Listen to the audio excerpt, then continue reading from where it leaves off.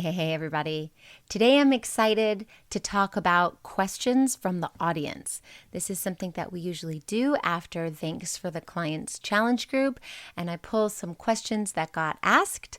These are important because if somebody asked these questions, chances are you have thought the same thing. So we're going to cover some of these questions. Stick around.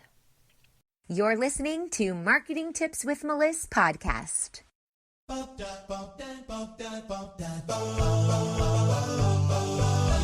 Welcome to Marketing Tips with Meliss podcast. And now your host, Meliss-Ep.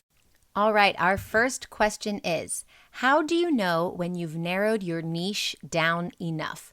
I love this question. We talk about niching down. We talk about getting really narrow instead of serving a broad audience. But how do you know if you're too narrow or not narrow enough? Great question. So if you are extremely broad, let's go with the most broad we can go, which is I help everyone. Then if you are helping everyone, you are helping nobody. So we know we have to go a little bit more narrow than that, at least that. I used to have the niche of health and wellness. That was my field. That was my niche. And I found that to be too broad. But you know how I knew that? Because I tried it. So the way you know if you are too narrow or not narrow enough is by starting somewhere broad and trying it out. Simple, right? So if you are first starting out in your business, you might need to go a little bit broader. And then after you have one or two clients under your belt, you can kind of get a feel for what you like. Do I like working with this type of person? Do I feel in alignment? Do I get excited for showing up for this type of work? And if the answers are yes, then you stay there a little bit longer. Test it out. Hang out for a while. And if the answers are no, then you can say to yourself, or you can ask yourself, what do I like? Now, when we get to work with someone that we like, we get to learn about what we like. But when we get to work with somebody that we don't really like, and it will happen if it hasn't happened yet, then we also know what we like because we know to do the opposite of what we don't like. So that's when you would go a little bit more narrow. When I decided that health and wellness was too broad for me, it was because I wasn't getting enough clients. There were so many people who did what I did, and every client of mine was very different. Now, I know you want to keep it interesting. You want everyone to be different, and sure, we're all different. But when you're in a niche, everyone has a similarity, and therefore you can create a specialty. So I was helping orthodontists and acupuncturists, and orthodontists have a very different business model than acupuncturists. And I was helping health coaches and I was helping functional medicine doctors, and every one of them has a very different business model. I even ran marketing for bakeries sometimes and karate studios and real estate agents, and I was all over the place. And you know what? I was frazzled. I was frustrated. I wasn't making enough money. And I was reinventing the wheel every single time I took on a client. And so that's when you can say, did I start my business to be frazzled and frustrated and make no money? No. So that's when you know it's time to go a little bit more narrow. Now, when you get too narrow, it's kind of hard to say that you're getting a little bit too narrow. But the only way that you can get too narrow is if you are like super specific. Like you need to be a female who's 18 years old, who lives with their mom, just their mom, and one sibling. That's too narrow. But if you're going to say, I help teenage girls, well, then that's a great niche. And you can even get even more narrow. I help teenage girls who are struggling with eating disorders. That's not too narrow. That's a really good niche. The way you know it's a really good niche is that if there was a teenage girl struggling with an eating disorder and someone said, oh my gosh, I know this person who specifically helps teenagers with eating disorders, you would go, oh my gosh, let me have their phone number. That's the one I want to talk to because they have a specialty, which is my problem. My problem is their specialty. That's who you're going to go. You're not going to go to someone else. You're going to go to the person who has that specialty. So you stick out from the crowd, and that's what you want. The goal is that you want to be a big fish in a small sea, not a small fish in a big sea. So it takes time and it takes testing. You got to weigh it out. You got to figure it out. but it does take time. Like all great things, especially marketing, it takes time. So start off with 1 or 2 clients, make some changes, have another 2 or 3 clients, make some more changes, and you can get more and more narrow as you go. And this is why I always talk about needing to define your target market once a quarter. We do this in the agency every 3 months because as you evolve, your target market evolves. So decide where you are today, decide who you like to help, test it out, see how it goes, and then evolve and change things as you go. All right, the next question. Are Facebook Lives the best for boosting engagement? Here's the thing. Yes and no. Yes, because the algorithm works better for lives. They push live videos out more than they do for written content and images. But the algorithm is always changing. And where you go live is what matters most. So when we're talking about boosting engagement, I think what this question is referring to is how do we get a lot of engagement? And when we don't have a lot of engagement, how do we increase it and get even more engagement? And this happens to confuse a lot of people, but it's really very simple. You need to show up consistently. You need to be in front of your target market. And your content needs to speak to those people. Because if you're speaking so broadly, I help people who are stressed out. I mean, come on, who's not stressed out? I mean, a lot of people are stressed out a lot of the time. So you really are speaking to everybody there at that point. But if I'm talking to a coach who's having trouble making clients, then I'm really specific. And those people who are going to listen and really want to engage with me are the ones that check those boxes. They're a coach in business and they're having trouble getting clients. So the way that you get a lot of engagement is first being in front of the right people and then showing up consistently. Now, if you're doing all that and it's still not working for you, chances are that your content isn't speaking to them. So I would work on messaging there. That's really important. Make sure you're using the language that they use.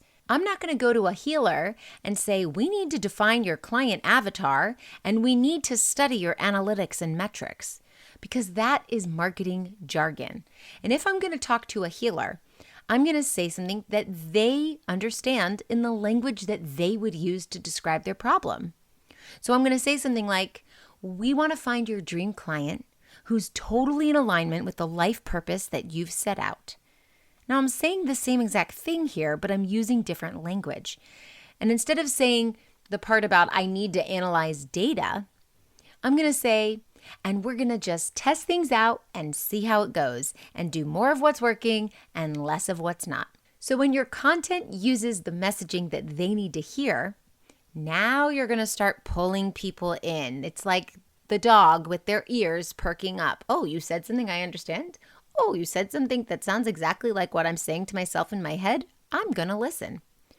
Now, if you're still not getting enough engagement, it could be the time of day that you're posting. It could be where you are posting. Maybe you're posting on LinkedIn and all your people are on Instagram. Maybe you're posting at 6 a.m. and everyone is sleeping at 6 a.m. Everyone that you serve is asleep then. Or maybe you're posting at 10 a.m. and all of your people are at work. So it really matters who your target audience is. This is why we always define our target market. Every single thing that we do, as far as marketing and sales goes, starts with this base of who is my target market? Who am I speaking to? So if your target is moms with really small children who take naps, then you should probably put your content out during nap time, because that's when the mom is going to be scrolling through her newsfeed. Do you struggle with posting content on social media? Is it difficult to show up consistently? Or maybe you're overwhelmed by what to post where. That's why I created my complete content strategy toolkit, a comprehensive digital toolkit to efficiently and consistently create meaningful content that converts.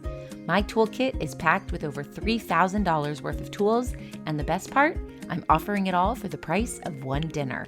Go check it out now at abundantstrategy.com.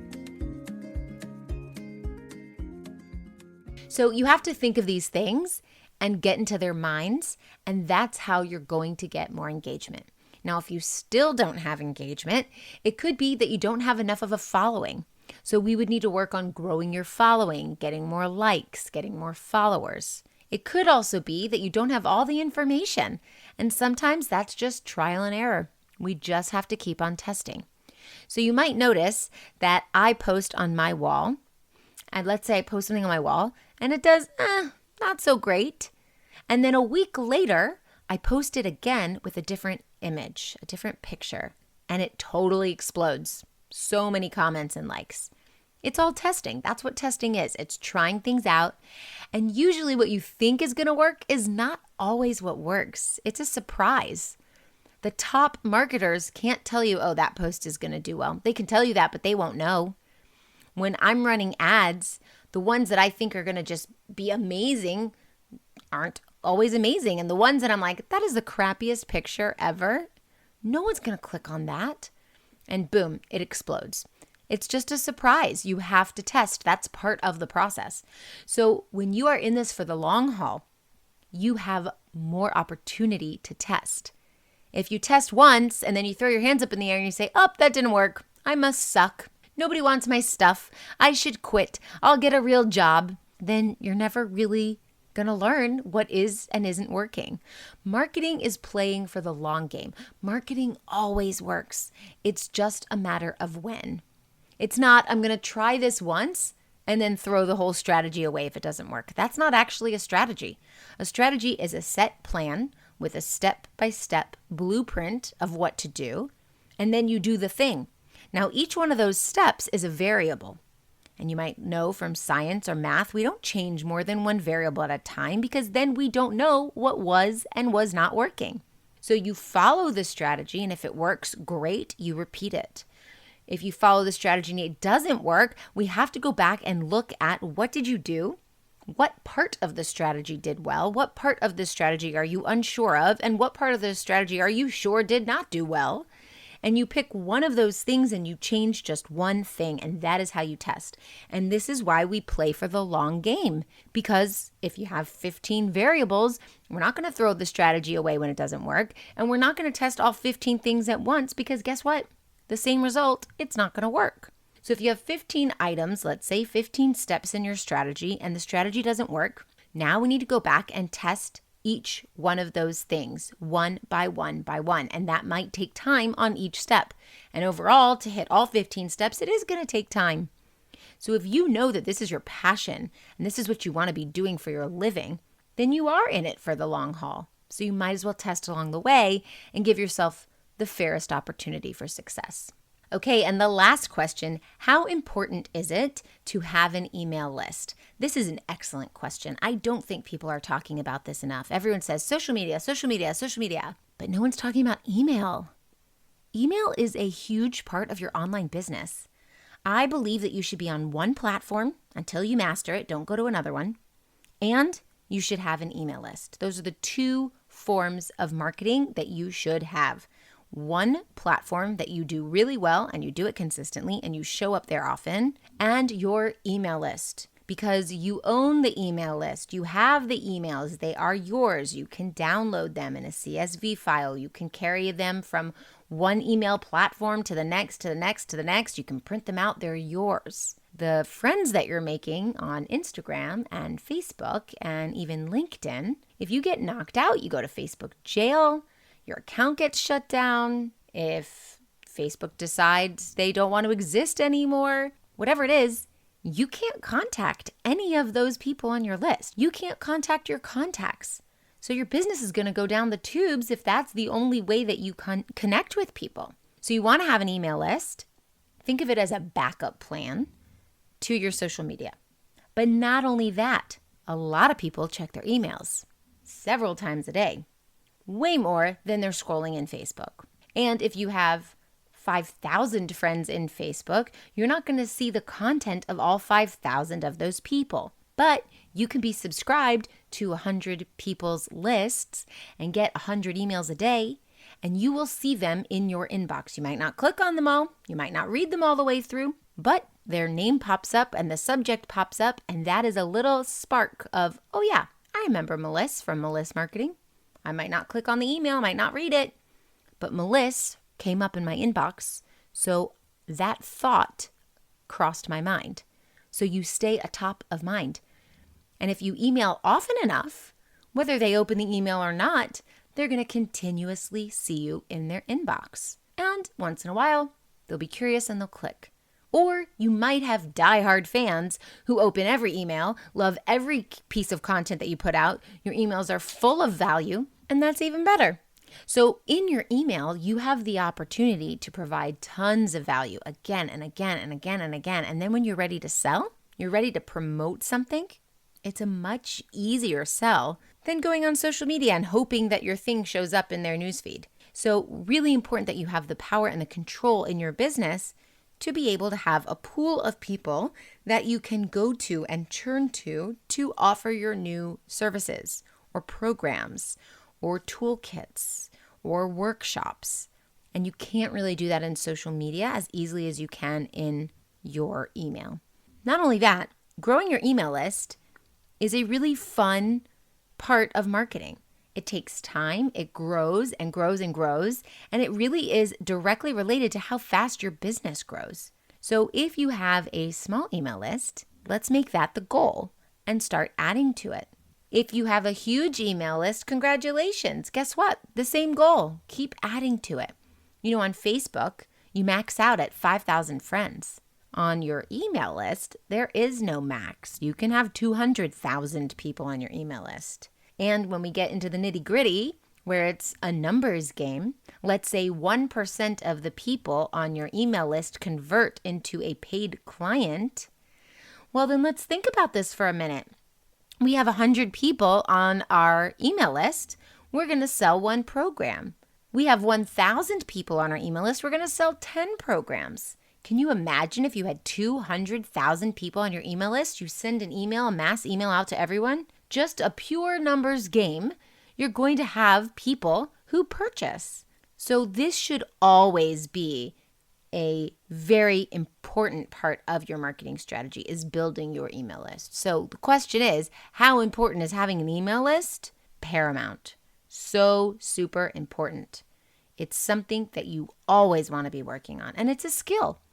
So you might not know what the hell you're doing when you're starting, and as you grow, like anything else, you learn, it gets better and better, and you grow. How cool is that?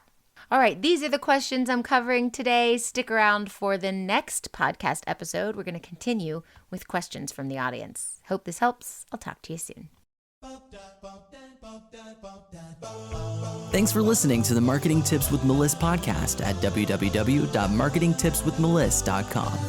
Hey, coaches and healers, it's time to feel supported in your business. Head on over to our free community to get access to my best resources for free. I'm talking marketing tips, business strategy, feedback, and so much more. Join now at magneticmarketingmastermind.com. See you there.